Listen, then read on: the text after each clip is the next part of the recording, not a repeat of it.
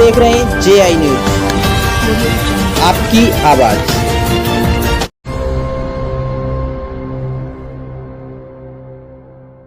गजब की अदालत है ये, अब सच को मसलने की ताकत है ये, और रौंधी हुई जिंदगियों को रौंदने की वजह है ये। कहां का सत्यमेव जयते, कहां का सत्यमेव जयते, कहां का सत्यमेव जयते। अदालतों में सच की चीख नहीं, गुहार नहीं पहुंचती, बस झूठ की पुकार सुनी जाती है। अब जज सबूत नहीं देखते, या कहिए देखते हैं सबूत अपने हिसाब से। कहां का सत्यमेव जयते, कहां का सत्यमेव जयते, कहां का सत्यमेव जयते। Your arguments are not valid. Next time be prepared. इतने सारे पेंडिंग केसेस है। सर मैं कुछ बोलना चाहता हूँ। तुम तमीज से पेश आओ, आपके ऊपर घरेलू हिंसा का आरोप है। वकील क्यों रखा है? जो शैतान खड़े हैं तेरे दरवाजे पे बनके, जमानत के खरीदार, पाकर जेल से आजादी, ये क्या नहीं करेंगे मासूमों पे अत्याचार। जमानत देने से पहले साहेब कर लेना तुम ये विचार, नहीं तो कहां का सत्यमेव जयते, कहां का सत्यमेव जयते, कहां का सत्यमेव जयते। More than 50% of our population is impacted by judiciary.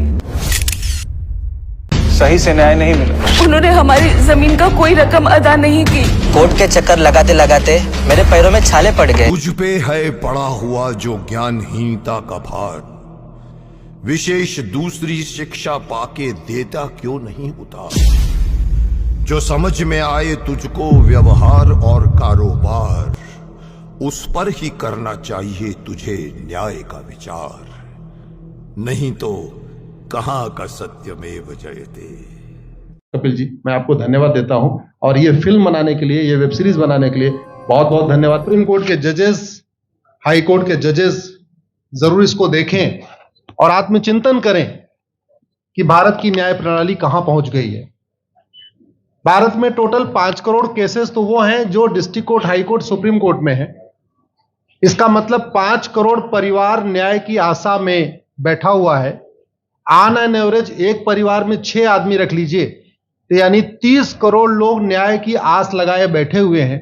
30 crore का मतलब एक अमेरिका, 30 करोड़ का मतलब 15 ऑस्ट्रेलिया, 30 करोड़ का मतलब 7 कनाडा, 30 करोड़ का मतलब 1.5 ब्राजील। इतने लोग भारत में न्याय की आस में बैठे हुए हैं, और ये 5 करोड़ केस तो वो हैं जो district court, high court, supreme court में है।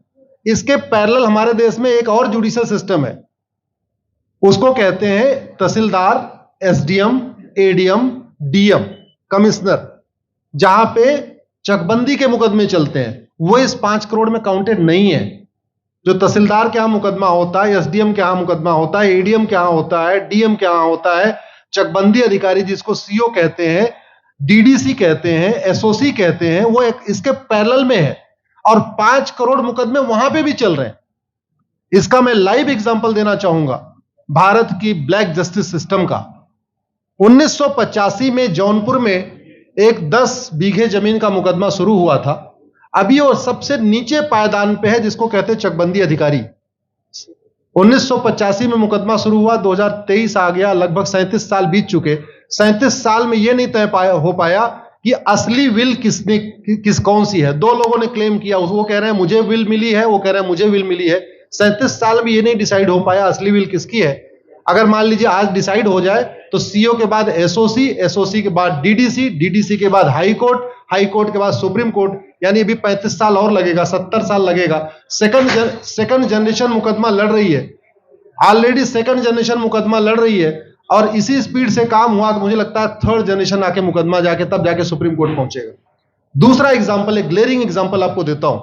1971 के वॉर में पाकिस्तान में बम फेंकने वाले, पाकिस्तान के फौजियों के बहुत सारे बैंकर तोड़ने वाले एक कर्नल कबोत्रा है, पंचकुला में रहते हैं। दुश्मनों के उन्होंने दांत तोड़ दिए। आज 2000 से उनके मकान पे किसी ने कब्जा किया हुआ है, 2023 आ चुका है, 23 साल में वो अपने मकान को नहीं छुड़ा पाए। अभी मामला पंचकुला की डिस्ट्रिक्ट कोर्ट में है, उसके बाद चंडीगढ़ हाई कोर्ट जाएगा, फिर सुप्रीम कोर्ट जाएगा। तो 23 साल में वो सबसे नीचे पायदान पे है। वास्तविकता यह है, अंग्रेज चले गए, अंग्रेजी कानून यहीं छोड़ गए, अंग्रेजी व्यवस्था यहीं छोड़ गए। यह व्यवस्था भारत में न्याय देने के लिए नहीं बनी थी। यह जो न्यायिक जुडिशियल सिस्टम था भारत में जो बनाया गया, वो केवल और केवल भारत को लूटने बांटने के लिए बनाया गया था। क्योंकि कानून वही चल रहा है, जुडिशियल सिस्टम वही चल रहा है, इवन हमारा ड्रेस भी वही चल रहा है। अंग्रेज काले कपड़े पहनते थे, हम भी काले कपड़े पहनते हैं। अंग्रेज जून के महीने में उनको गर्मी लगती थी तो 1 महीने छुट्टी करके इंग्लैंड चले जाते थे। आज भी हमारा हाई कोर्ट, सुप्रीम कोर्ट पूरे मई जून बंद रहता है। अंग्रेजों को क्रिसमस के टाइम में दिसंबर में छुट्टी मनाना जाना होता था, 1 महीने छुट्टी कर चले जाते थे। आज भी हमारी हाई कोर्ट, सुप्रीम कोर्ट दिसंबर में, क्रिसमस के टाइम में 15 दिन 20 दिन बंद हो जाती है। तो सोच वही है, किताबें वही है, व्यवस्था वही है, कानून वही है। तो स्वाभाविक सी बात है, जस्टिस होगा कहां से? जस्टिस कैसे होगा? हम 2023 में 1860 का इंडियन पिनल कोड लेके घूम रहे, 1861 का पुलिस एक्ट लेके घूम रहे, गवाहों के बयान 1872 के कानून से हो रहे। हमने सब कुछ वर्ल्ड क्लास कर लिया, लेकिन अपने जस्टिस सिस्टम को कंपेयर करने की कोशिश ही नहीं किया। जितने में एक एयरपोर्ट बनता है, एक एयरपोर्ट बनाने में 25,000 करोड़ की लागत आती है। अगर हमारी सरकारों ने एक एयरपोर्ट की कीमत जुडिशियल सिस्टम पे खर्च कर दिया होता तो हमारी न्यायिक व्यवस्था अच्छी हो गई होती। आज घटिया, चूंकि अकाउंटेबिलिटी नहीं है, जुडिशियल सिस्टम में कोई अकाउंटेबिलिटी नहीं है, किसी के साथ न्याय हो जाए अन्याय हो जाए कोई फर्क नहीं पड़ता। निर्दोष को जेल हो जाए, जज की कोई अकाउंटेबिलिटी नहीं, दोषी को बेल हो जाए, जज की कोई अकाउंटेबिलिटी नहीं। लाखों लाख लोग जेल में सड़ रहे हैं, लाखों धोखेबाज भ्रष्टाचारी बाहर घूम रहे हैं। मूल कारण है ब्लैक जस्टिस सिस्टम। आपने बहुत अच्छा आपने इसमें वेब सीरीज बनाया है, और इस देश में world class airport, world class highway, world class shopping mall, सब कुछ वर्ल्ड क्लास बना लिया। इनफैक्ट अपना मोबाइल का डेटा सुरक्षित रखने के लिए हमारे सांसद, विधायक, जज आईफोन भी यूज करते हैं। अमेरिका का आईफोन यूज करते हैं हमारा डेटा सुरक्षित हो जाए। लेकिन भारत सुरक्षित हो जाए उसके लिए यह नहीं देखते कि जापान में कौन सा कानून है, अमेरिका में कौन सा कानून है, सिंगापुर में क्या अच्छा चल रहा है। कनाडा में रेंट का मामला एक डेट में खत्म होता है। सिंगापुर में अभी कुछ दिन पहले एक व्यक्ति के पास 900 ग्राम गांजा पाया गया, उसको फांसी हुई है। दोबारा वहां ड्रग स्मगलिंग होगी क्या? तो भारत में चाहे वो ड्रग स्मगलिंग है, माफिया राज है, ह्यूमन ट्रैफिकिंग है, इन सब के लिए हमारा जस्टिस सिस्टम जिम्मेदार है। कोई भी अपराध होता है उसमें 2 पक्ष होता है, एक पीड़ित, एक अपराध करने वाला। जो पीड़ित होता है वो चाहता है जल्दी उसको न्याय मिल जाए, अपराध करने वाला चाहता है मुकदमा लंबा चले। भारत का न्यायिक सिस्टम अपराध करने वाले के साथ खड़ा है। बलात्कारी चाहता है उसका मुकदमा 30 साल चले, और मुकदमा 30 साल चलता है। भू माफिया चाहता है कि गरीब की जमीन पे कब्जा कर ले, उसका मुकदमा 50 साल चले, और आज की डेट में मुकदमा 50 साल चल रहा है। इसका मतलब वर्तमान न्यायिक सिस्टम बलात्कारी के पक्ष में है, भू माफिया के पक्ष में है, ड्रग स्मगलर के पक्ष में है, ह्यूमन ट्रैफिकर के पक्ष में है, नक्सलियों के पक्ष में है, माओवादियों के पक्ष में है, जो लोग देश विरोधी काम कर रहे हैं उनके पक्ष में है। 40 साल 50 साल के बाद किसी व्यक्ति ने मिलावट करके लोगों का स्वास्थ्य खराब कर दिया, उसको 50 साल के बाद सजा हो रही है। इस बीच उसने कम से कम पता नहीं कितने लोगों का और भी कर दिया। तो ये जो जस्टिस सिस्टम होता है दवा की तरीके काम करता है। जैसे दवा अच्छी होती है बीमारी तुरंत ठीक हो जाती है, अगर दवा घटिया होती है तो बीमारी बढ़ जाती है। दवा खाने के बाद शरीर एज इट इज नहीं रहता, या तो बीमारी ठीक होती है या तो बीमारी बढ़ती है। अगर कोई आदमी एक गांव में किसी के साथ कुछ गलत कर दे, उसको 6 महीने के अंदर सजा हो जाए, साल भर के अंदर हो जाए, दूसरा अपराध वहां नहीं होगा। लेकिन अगर उस व्यक्ति को पनिशमेंट नहीं मिला तो स्वाभाविक सी बात है उसने उसको और मोटिवेट कर दिया। कहते नहीं ऐसे बुखार है, तुरंत 2 गोली खाइए बुखार ठीक हो गया, लेकिन अगर आपने दवा नहीं खाई या गलत दवा खा लिया तो टाइफाइड होगा या निमोनिया होगा। दुर्भाग्यवश ये हमारा जस्टिस सिस्टम यही कर रहा है।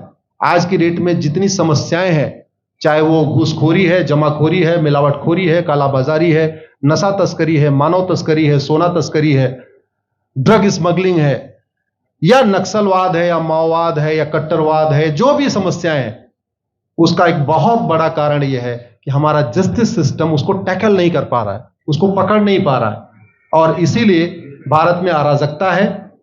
मैं तो इतने जानता हूं, ऐसी कोई बीमारी नहीं जिसकी कोई दवाई नहीं, ऐसी कोई समस्या नहीं जिसका कोई समाधान नहीं। हम हर चीज के लिए बाहर से चीजें खरीदते हैं, तो हम ये क्यों नहीं देख रहे हैं कि आखिर चाइना का जस्टिस सिस्टम कैसा है, सिंगापुर का कैसा है, कनाडा का कैसा है, फ्रांस का कैसा है और अमेरिका का कैसा है। हम क्यों नहीं बेस्ट प्रैक्टिसेस उनकी अडॉप्ट कर लेते। दुनिया के कई देशों ने नार्को पॉलीग्राफ ब्रेन मैपिंग कानून बना दिया।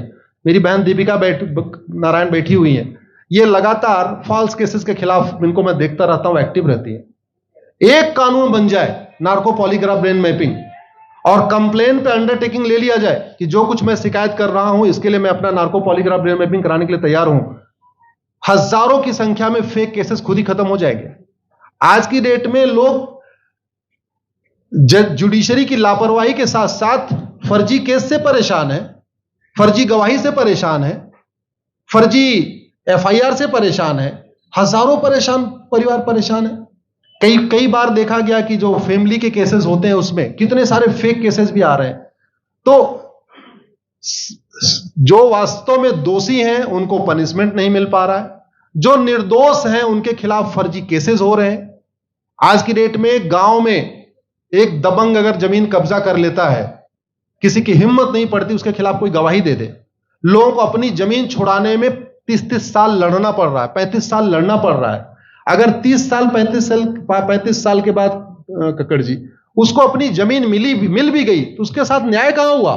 35 साल में उसका टाइम बर्बाद हो गया, 35 साल में उसका पैसा बर्बाद हो गया, 35 साल वो मेंटल ट्रॉमा में रहा, 35 साल उसने तारीख पे तारीख झेली है। और मैं तो डिस्ट्रिक्ट कोर्ट में कई बार जाके देखा, ऐसे परिवारों को देखता हूं जिनके पास बस से आने के लिए पैसा नहीं है, साइकिल से आते हैं। ऐसे परिवारों को देखता हूं जो चाय नहीं पी सकते अपने पैसे से, बेचारे घर से रोटी बांध के और अचार लेके आते हैं, लेकिन वहां मजबूरी में वकील को पैसा देते हैं। तो हमारी कोर्ट कचहरी वास्तव में दलाली का अड्डा बन गया है, हमारी कोर्ट कचहरी भ्रष्टाचार का अड्डा बन गया है।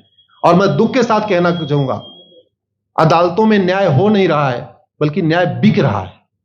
जिनके पास पैसा है वो उन्होंने कितना बड़ा क्राइम किया हो, मर्डर किया हो, रेप किया हो, उनको जमानत हो रही है, और जिनके पास नहीं है वो बेचारे जेल में सड़ रहे हैं। कई बार तो देखा गया, मैंने मेरे मर्डर किया एक्स अनंत सिंह ने, लेकिन एक्स अनंत सिंह बाहुबली थे, उन्होंने थानेदार को 20 लाख रुपए दिया, वो वाई अनंत सिंह को लेकर जेल में डाल दिया, नाम वही है। अब उसके बाद क्या हुआ, 20 साल मुकदमा चला और फिर सबूत के अभाव में छूट गया। तो जिसने मर्डर किया वो तो कभी जेल गया ही नहीं, एक निर्दोष जेल गया, 10-20 साल के बाद उसने अपना जमीन बेचा, सब कुछ किया, मां बाप सब कुछ तबाह हो गए, फिर वो सबूत के अभाव में छूट रहा है। तो सबूत के अभाव में अगर 20 साल के बाद छूट भी गया हो, उसका 20 साल कौन लौटाएगा? उसके 20 साल के लिए कौन जिम्मेदार है? उसके 20 साल जो बर्बाद हुआ उसके लिए संविधान की शपथ लेने वाले जिम्मेदार हैं। संविधान के प्रियम्बल में लिखा है, हम आपको जस्टिस देंगे, हम आपको न्याय देंगे। न्याय देने की जिम्मेदारी किसकी? जिन्होंने शपथ लिया। शपथ कौन लेते हैं? जजेस लेते हैं, सांसद विधायक मंत्री लेते हैं। तो आज की डेट में अगर लोगों को न्याय नहीं मिल रहा है तो इसके लिए वही जिम्मेदार हैं जो संविधान की शपथ लेते हैं। संविधान की शपथ लेने वालों को वेतन भत्ता गाड़ी बंगला इसीलिए मिलता है कि लोगों को न्याय मिल सके, फास्ट जस्टिस मिले, कंप्लीट जस्टिस मिले। अनफॉर्चुनेटली कंप्लीट जस्टिस मिलने में तो 50-60 साल लग जाता है, फास्ट जस्टिस तो सपना हो गया है। इसलिए आज आपने जो ये वेब सीरीज बनाई है, मैं आपको धन्यवाद देता हूं। एक ऐसे विषय पे जिसपे कोई टच नहीं करता, लेकिन जिससे करोड़ों लोग पीड़ित हैं। मैंने कहा ना, 5 करोड़ लोग सीधे district court, high court, supreme court के केसेस से पीड़ित हैं, और 5 करोड़ मुकदमे एसओसी, डीडीसी, तहसीलदार के यहां चल रहा है। तो अगर 5 करोड़ से 30 करोड़ लोग इधर पीड़ित हैं तो उधर भी पीड़ित है। वास्तव में बहुत बड़ी संख्या भारत में इसी से पीड़ित है। और अपराध, भ्रष्टाचार और जितनी भी अराजकता चल रही है उसका मूल कारण भी यही है। जस्टिस सिस्टम अच्छा हो जाए, कानून सख्त हो जाए, कानून का खौफ पैदा हो जाए, न्यायपालिका का खौफ पैदा हो जाए, और ये थाने जो दलाली के अड्डे बन गए हैं, तहसील जो दलाली का अड्डा बन गया है, डिस्ट्रिक्ट कोर्ट जो कमीशन खोरी का अड्डा बन गया है, अगर इस पे कंट्रोल हो जाए तो वास्तव में भारत में फिर से राम राज्य आ सकता है। अगर जुडिशियल सिस्टम अच्छा हो जाए तो जो राम राज्य की कल्पना है, धर्म की जय हो, अधर्म का नाश हो, प्राणियों में सद्भावना हो, विश्व का कल्याण हो, मुझे लगता है उसको फिर से जीवित किया जा सकता है। आपने मुझे बुलाया कपिल जी, मैं आपको धन्यवाद देता हूं और ये फिल्म बनाने के लिए, ये वेब सीरीज बनाने के लिए बहुत बहुत धन्यवाद देता रहता हूं। दीपिका जी लड़ती रहती हैं, इनको देखता रहता हूं। बहन नेहा जी आई हैं, ये अपने गानों से मुझे लगता है बहुत अच्छा आप लिखती हैं और इसी तरीके से कड़वा सच आप लिखते रहिए, कड़वा सच गाते रहिए। लोग आज की डेट में, यंग जनरेशन कड़वा सच सुनना चाहती है। मीठे झूठ ने इस देश में शुगर डायबिटीज पैदा कर दिया। भारत केवल लोग डायबिटीज से नहीं पीड़ित हैं, बल्कि हमारी व्यवस्था को डायबिटीज हो चुका है और उस डायबिटीज को दूर करने के लिए नेहा राठौर जैसी बहनें जो सही बात कह रही हैं, दीपिका जी सही बात कह रही हैं। आप लोग जो है बहुत अच्छा काम कर रहे हैं और आपने, कक्कड़ साहब आपने बनाया वेब सीरीज, आपको विशेष आभार धन्यवाद देता हूं। यही निवेदन करता हूं, इस वेब सीरीज को ज्यादा से ज्यादा देखें और खास तौर पे अगर आपके जानने वाले कोई जज हैं, कोई आईएएस हैं, कोई आईपीएस हैं, मंत्री, सांसद, विधायक हैं, उनको भी एक बार फोन करके, व्हाट्सएप करके एक बार कहिए कि वो भी इसको जरूर देखें, क्योंकि अल्टीमेटली न्यायिक व्यवस्था बदलने की जिम्मेदारी उन्हीं की है जिनको वेतन भत्ता, गाड़ी, बंगला, free air ticket, free rail ticket और वीआईपी व्यवस्था मिलती है। ये व्यवस्था उन्हीं को बदलनी है। जय हिंद, धन्यवाद।